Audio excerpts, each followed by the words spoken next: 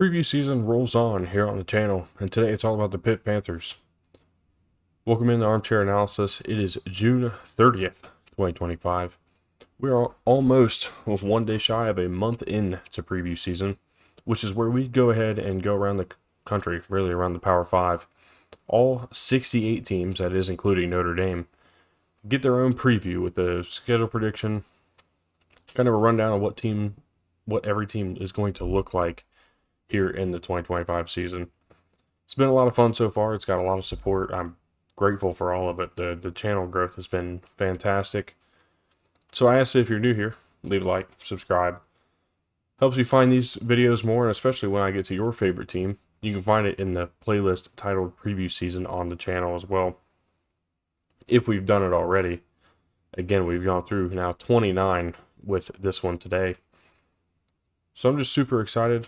Hopefully you guys have enjoyed, or if you're new around here, you do enjoy this video. But with all that said, let's go ahead and get into it again. The Pittsburgh Panthers today. It starts with looking back at 2024, and this is a team that went 7-6, 3-5 in conference. It was really poised for a little more before Eli Holstein got injured, which ultimately would end up derailing the season more than I think they wanted it to. This is a team that averaged almost 33 points per game. They were a top 35 offense in year one under Cade Bell, who returns, and I'm excited to talk about what I think there. This team allowed a 28.4 points per game, which is a little uncharacteristic for a Pat Narduzzi defense. I think part of it came down to a lack of experience, especially in positions that really mattered. They were just inside the top 100 in that points per game allowed category. And then this is a team that did not force enough. Actually, I don't think that's true. I think they forced enough turnovers. I think they had issues taking care of the football, especially again after Holstein got hurt. 102nd in college football with a negative 0.4 turnover margin per game. This team did not really do a whole lot in the portal. 64th ranked portal class. They were 51st overall in recruiting. But this is a team that thrives on building from within. This is a team that thrives upon their ability to develop talent. Pat Narduzzi, again, is here as a head coach leading yet another team that I think is going to be really competitive in this conference. Cade Bell comes into year two, and he's got Eli Holstein back for a second year. But there's a lot of other guys that I'm excited to talk about and look at within this roster as well. Offensively, that I think are going to make this even more dynamic and even more of a scary offense than it looked like it could have been last year. Defensively, of course, the coordinator is titled Randy Bates, but we all kind of know this is a Pat Narduzzi. He runs the show defensively, and that's not changing at all for any reason here in 2025. When you look at this offense, I think it all runs around Eli Holstein and staying healthy, especially how can he protect that knee early in the season. His ability to do both, kind of use his legs, make things happen in the run game, but also be a really dynamic passer has been kind of surprising. I remember we went into this time last year, and a lot of people thought Nate Yarnell might be the quarterback. I was really in on Holstein from the very beginning. I thought that his skill set would fit this offense, and it did, and it worked out a lot better than I really thought it would. The results don't show it. Again, the defense was a little down, but all in all, it was a really solid offense. And again, a different look. Cade Bell likes to run more of a fast-paced, air raid style offense, obviously coming from Western Carolina, and not a lot of people knew what it was going to look like or had high expectations for what it would look like. Again, it exceeded expectations. We can talk about Eli Holstein and what he did, but look at the running back position. Des Reed was arguably the most important player on this team in 2024. And I think he's going to have that similar role and similar title to him again here in 25. The difference here in 2025 is a number 2 running back that can genuinely be a playmaker himself. And that is going to be Ja'Carrion Turner, a true freshman running back coming out of high school, who I think is going to be able to add that second punch, I guess, if you will, to the running game. I'm excited to see what he's able to do. I'm also excited to see how this offensive line improves. While we're talking about the run game as a whole, this is a team that was not very good last year in terms of what they were able to do on the ground. I believe they graded it at 51.3 and through PFF, 64th out of 68 Power 4 teams, including Notre Dame. Pass block was 56.9. That was 56th overall in that Power 4 range. But they returned 3 of 5 players from 2024. And then, of course, they got Jeff Percy coming over from Michigan. He's going to be the left tackle and expected to be a starter from day one. And then you got, of course, I can't read what I wrote. What in the world? Kendall Stanley from UNC Charlotte. Keith Govea from Richmond. I was mixing those up. The point being, those two guys come in, and then what they already have on the roster returns 35 starts, or 35 games played of the other 3 positions, which means that those 3 played in all but one, or 2 of those 3 played in all 12 regular season games last year, and the other one played in 11 of 12. A big deal, I think, this offensive line and the experience that they have, and I think adding a couple guys, I think Avin Percy coming over specifically is going to be a big deal for the offensive line, especially having somebody protecting the blind side for Holstein. As for the receiving core, Kenny Johnson, Sincere Lee, Raphael Williams Jr. all come back. Katoris Hicks is an interesting one for me. I'm really curious to see how he transitions over from Louisville. Going to be an interesting part of this offense, but there's plenty of other guys that can be in this conversation as well. Deuce Spann coming over from Florida State was one that I really had a lot of interest in, but nobody's projecting him to be a starter or really an every down player or even a sub in some cases. So I'm not sure how to predict that or how to expect him to be involved in this offense. But Katoris Hicks, I expect to have a really solid year, again, coming over from Louisville. At tight end, you got Jake Overman. I don't expect too much out of the tight end position in the passing game, but I think that it'll be interesting to see how he's utilized through the course of the season. When you look at this defense, they returned 7 starters, as well as the offense did. 10 of 11 of these players coming back from 2024. The only player projected to be a starter that does not come from the 2024 roster is Blaine Spires, a defensive end, a grad transfer from Utah State. A guy that I expect to be helpful in what they have in mind for the defensive line. I'll explain what I feel here in just a second. But this, right off the bat, is my favorite linebacker room really in the country. I don't think there's many that can beat it. I would say maybe Michigan might be the best linebacker room in the country. This Pitt defense, I think, has 2 of the best. Kyle Lewis and Rasheem Biles both graded at over 80 on PFF's player grades in 2024. Lewis, 83.1, Biles, 81.2. They were 2 of the top 3 in my top 10 linebacker rankings. And they really dominate the returning stats for this entire roster. Kyle Lewis, over 100 tackles. He had 101 tackles last year. That leads those who are returning. There was only one player with more. Tackles for loss, Kyle Lewis, 16. Sacks, Kyle Lewis, 7. By the way, Rasheem Biles had 15 tackles for loss. That was 31 tackles for loss between these 2 linebackers combined. Kyle Lewis led the team with 4 interceptions. So not only is he in the backfield, he's also making plays in the passing game. And then there's multiple players forcing fumbles. This is a dangerous defense who can create havoc at any time.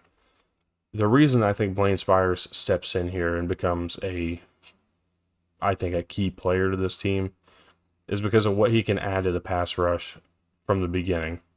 There's a handful of other guys, of course, on this team who are going to be able to do their own thing, get in the backfield. I'm looking at Jimmy Scott. I think Nate Temple is going to be an interesting guy coming off the bench and being maybe, I don't know if he's going to be a pass rush set guy, but a guy that can come off the bench and give Spires a breather and still create issues himself. On top of that, whatever they do with these two linebackers in the pass game and blitz cases and run fits, this entire defense, I think, takes a step forward. From that 28.4, I think they bring that back down under 25. I would venture to say probably closer to 20. This is going to be a lot of fun. I think this team has some serious potential to do damage. Like I said, I think they are probably the best sleeper team that nobody's talking about. Obviously, there's some love for teams like Duke. There's some love for Louisville in the conversation. Of course, the two teams on the top of the list are Clemson and Miami. Georgia Tech, Louisville get some love. Florida State, I don't think should get love, but I know there's some out there who buy into whatever they did in the offseason.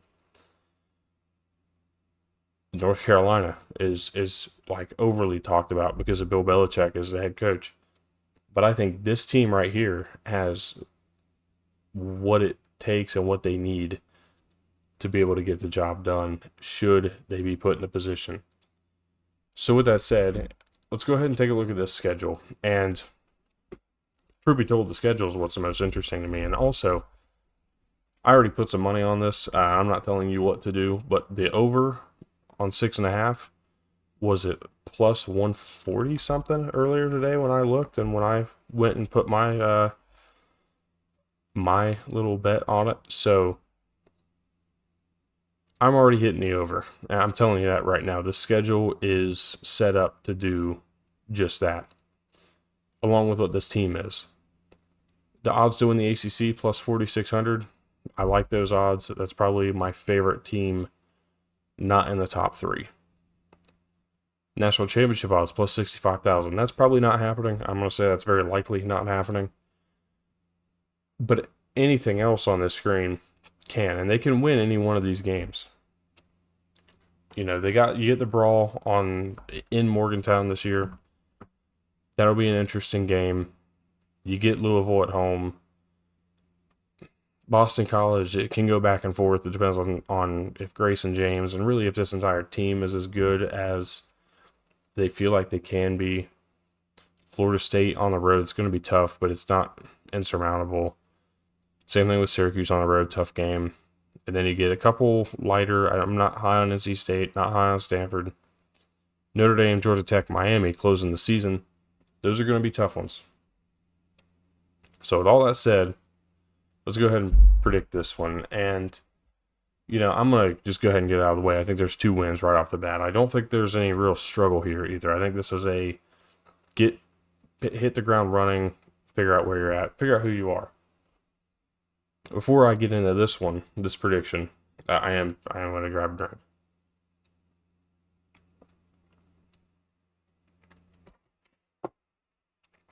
So, West Virginia on the road. This is interesting because obviously there's emotion on both sides no matter what happens when this game's played. But one thing that always hits me, and one thing that's really hitting me here in 2025, is the return of Rich Rod, which is also interesting because when you go back to 2007, the last time that Rich Rod coached in this game, he lost 13-9.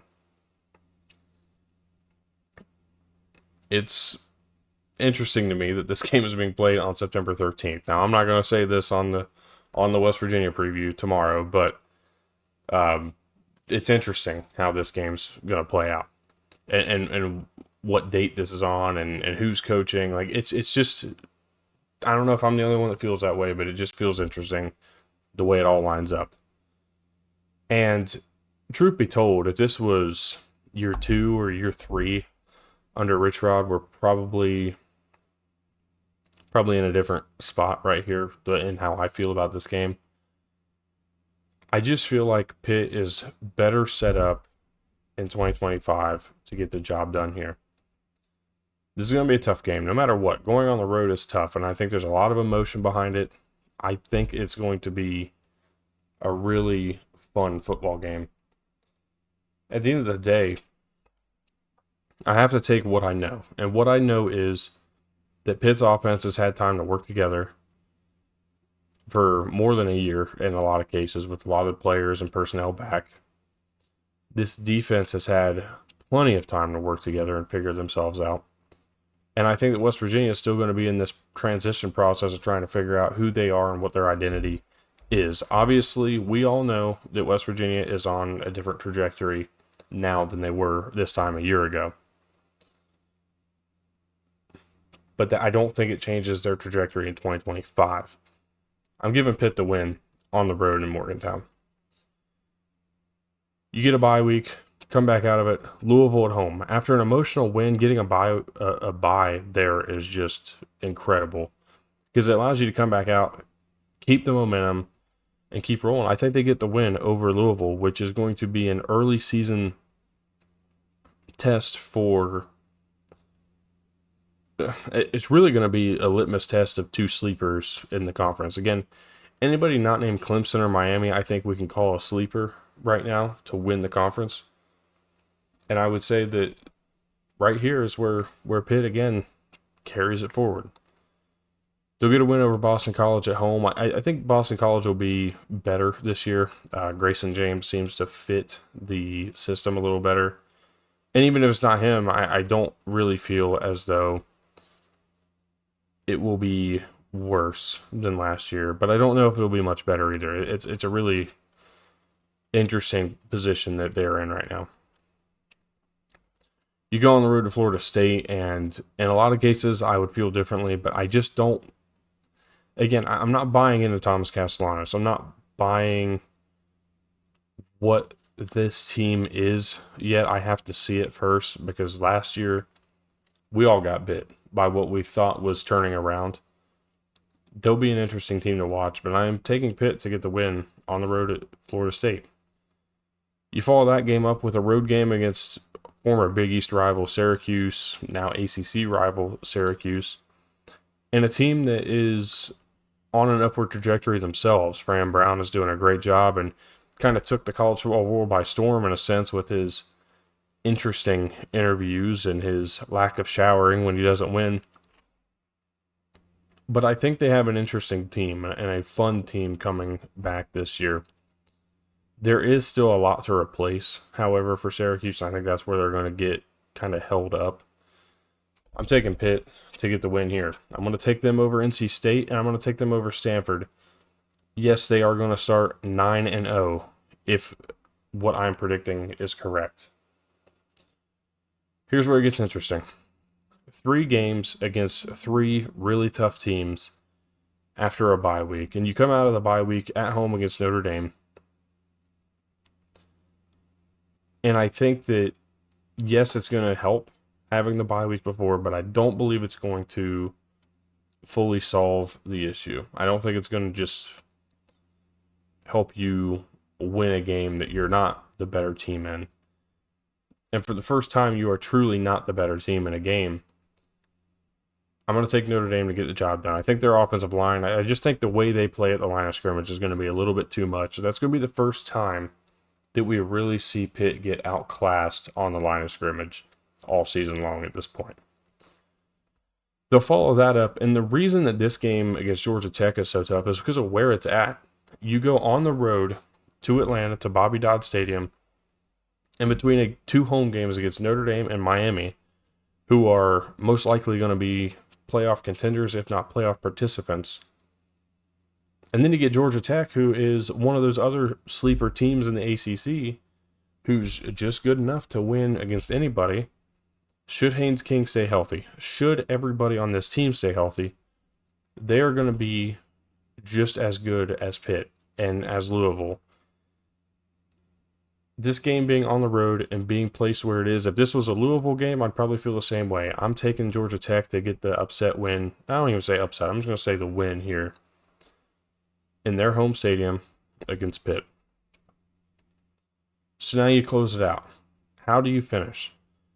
How does Miami finish? I guess is a big question because this is a position for the Hurricanes that they have kind of I don't want to say this, but for lack of a better term, kind of pissed down their leg in a lot of opportunities when they've had the chance to make the playoffs. Last year, they did it. Last year, they lost in the final week of the season, taking themselves out of playoff contention, taking themselves out of a trip to Charlotte. This year, will they put themselves in that position? Well, I'm not going to tell you what I think's going to happen, but I am going to tell you that they are going to get the win here. I think that Pitt is going to close on a 3-game losing streak, but it's because that's the 3 best teams that they'll play all year long. You could argue Louisville and Georgia Tech all you want, but the positioning of those final 3 is what hurts, I think, in this situation. What I didn't do was tell you my thoughts on this team, though, and this is where it's at. If there's an ACC spoiler, it's Pitt. This defense is loaded and led by the linebackers. Offensively, Cade Bell gets another year with Eli Holstein, and I think there's more for them to get. And of course, let's not forget about Stark running back Des Reed, as I've said already throughout this video. This is a team that I like a lot, and I think that 9-3 is more than attainable. I'm pumping the brakes. I'm not going to sit here and say they're a playoff team, but I am going to say they're a playoff sleeper. If they do enough here, and truth be told, you don't got to win that Notre Dame game. If you do enough here and get a win over Georgia Tech or Miami, and really if you get that win over Miami, I think it may even solidify a spot in Charlotte. It would put you in an incredible spot going forward. And truthfully, it would prove Pat Narduzzi right. Obviously, there were some question marks, like I said earlier, with Cade Bell coming in, what this offense will look like. If everybody stays healthy, and obviously we assume that everybody does because we don't want injuries to happen, first off, but we assume everybody stays healthy because on paper, that's how we're comparing these guys by their, I mean, if I was telling you who's going to be out on November 29th, I'd be able to tell you who's going to win these games. This Pitt team is going to be a lot of fun. I think they're going to be a scary team for anybody to face. If they spread out those final 3 games in any other order, the year may look a little different. Who knows? But I think 9-3 is pretty fair. 6-2 in ACC play, that's easily the best we've predicted so far, to my knowledge, for ACC teams. So I'm excited. Let me know what you guys think. What do you expect for Pitt here in 2025? Again, I'm taking the over on that 6.5, hammering it. Make sure you leave your likes if you've gotten this far. Subscribe if you're new, of course, as I mentioned earlier. We're trying to get to 100 by the time we hit August, or by the time we hit college football week 0, so August 23rd. Trying to hit 100 subscribers. We're about 12 off right now, so I think we can blow that out of the water, but I'm, low expectations for myself, not for you guys. Comment down below. Let me know what you expect for the Pitt Panthers this year. West Virginia fans, please let me hear you. Let me know why I should change my pick tomorrow. Because as I've said already, we are predicting the West Virginia Mountaineers tomorrow. What better way to do this? Of course, I go from bottom to top in every conference standings. And then I go in order of ACC, Big 12, Big 10, and SEC. It just so happens this year, these two finished in the same exact position from the bottom of their conference. So that works out. So it's backyard brawl week here, essentially. So again, West Virginia tomorrow. Hope you guys have a good rest of your Monday, and we will see you then with the Mountaineers.